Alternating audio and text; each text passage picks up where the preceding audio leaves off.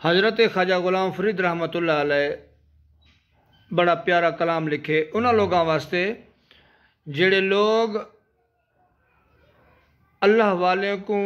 دنیا داراں کو ڈریں دے ہن کہ جہنم بہت بڑا عذاب دا گھر ہے، جنت اعلیٰ مقام ہے، تا نمازاں پڑھو، قرآن پڑھو، جنت مل سے، جہنم کو ڈریں دے ہن۔ تا خواجہ غلام فرید رحمۃ اللہ علیہ فرمائے بے شک نماز وقرۃ عینی فی صلاۃ، حضور نے فرمایا نماز میری اکھاں تی ٹھنڈا کے، نماز بھی اکھاں تے، روزے بھی اکھاں تے، حج زکوٰۃ سوم صلاۃ سارے سارا پہلا بنیاد ہے مسلمان دی پہچان ہی دے تو، لیکن انہاں چیزاں دے نال نال ساڈا بیا مین تے ساڈا جڑا وڈا آسرا ہے اللہ دی ذات تے اللہ دے محبوب دی ذات، یعنی محبوب دی او ذات ہے جن دے بغیر کوئی شفاعت تھیونے کہنے۔ کل بروز قیامت اللہ تعالی شفاعت دا تاج اپنے محبوب دے سر مبارک تے رکھے سے، اور حدیث پاک دا اندر ہے حضور پاک دے اندر جلال دے اندر ہے جی بال بکھراتے سر سیدھے دے اندر سر سن دعا مقصد رب کو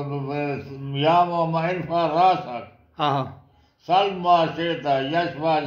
مانگ جرا مانگ ہاں یشوا سچوا یشوا ستوا جندہ تو سوار ہے باکو کیا بات معاف کر رہا تھا یاد کرے حدیث پاک تاہیم واسطے خواجہ غلام فرید رحمۃ اللہ علیہ نے انہاں لوگاں واسطے جڑے جہنم کو ڈریں دے ہن تے خالی جنت رٹلی ودے ہن محبت وچ کہنا حضور دے نال عشق کرنا، تا انہاں لوگاں واسطے جڑے عشق خالی لوگ ہن انہاں لوگاں واسطے والا آپ نے اشارہ فرمائے جیڑی جنت دیاں تو خبراں دیں وے ملا تیری جنت مول نہ ولسوں جیڑی دوزخ دیاں تو ڈراوے دیں وے ملا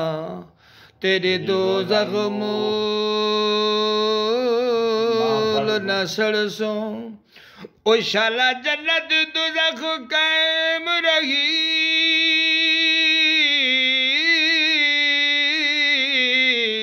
اسا دامن یار دا پڑسوں جے یار فرید قبول کیتا